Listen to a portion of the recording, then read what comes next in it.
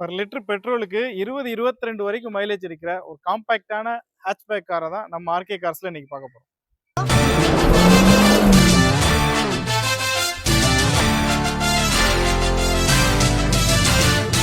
இது ஒரு 2016 model Datsun Redigo. Single ஓனர்ஷிப்ல இருக்கு. வண்டி ஓவராலா வெறும் 56,000 கிலோமீட்டர் மட்டும் தான் ஓடி இருக்கு.